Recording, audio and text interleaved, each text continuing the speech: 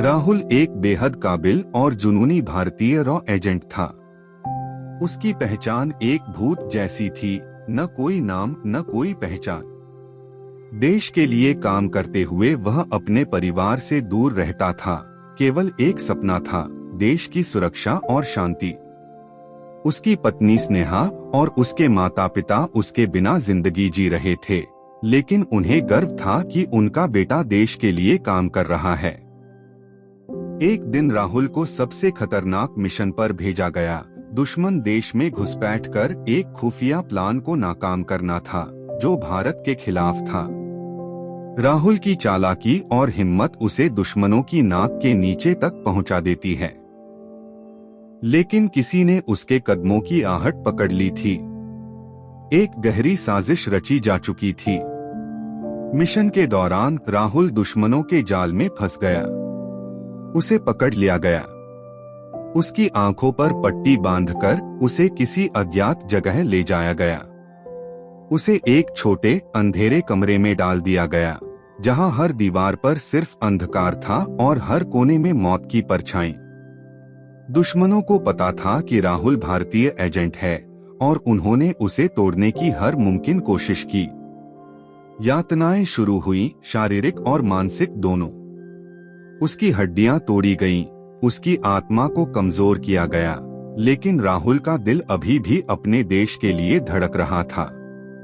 राहुल के पास सिर्फ एक चीज बची थी, उसकी यादें।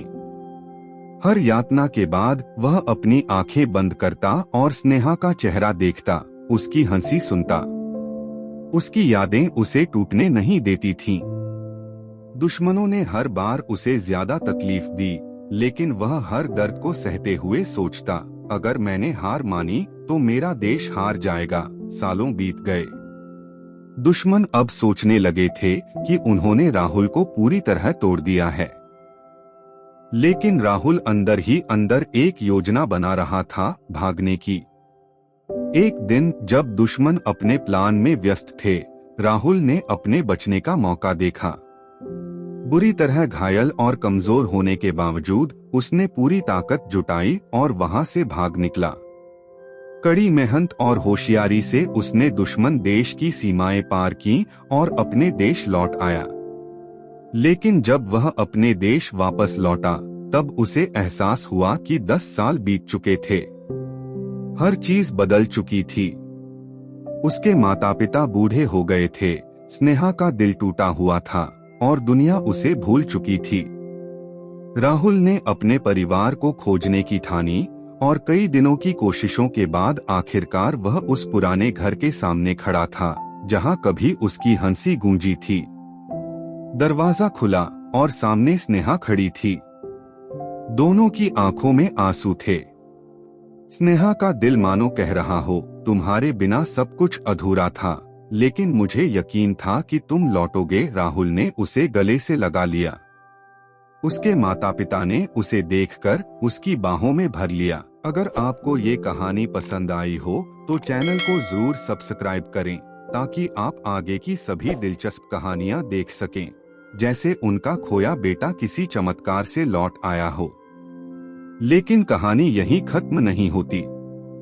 राहुल के लौटने की खबर देश भर में फैल गई। उसकी वीरता और साहस की कहानी हर घर में गूंजने लगी। वह कोई साधारण आदमी नहीं था, वह उन परछाइयों में था जो देश की हिफाजत के लिए हमेशा तैयार रहते हैं। उसकी वापसी ने सिर्फ उसके परिवार को नहीं, बल्कि पूरे देश को गर्व से भर दिया। राहुल ने न सिर्फ अपनी पहचान वापस पाई, बल्कि उसने साबित कर दिया कि एक सच्चा सिपाही कभी हार नहीं मानता। वह टूट सकता है, बिखर सकता है, लेकिन अपनी धरती के लिए उसकी मोहब्बत कभी खत्म नहीं होती। अंतिम शब्द। राहुल की कहानी उन सभी अनगिनत वीरों की कहानी है जो अपनी जिंदगी को परछाइयों में गुजार देते हैं, ताकि हमारा भविष्य उजाले में हो। अगर आपको ये कहानी पसंद आई हो तो चैनल को जरूर सब्सक्राइब करें, ताकि आप आगे की सभी दिलचस्प कहानियां देख सकें।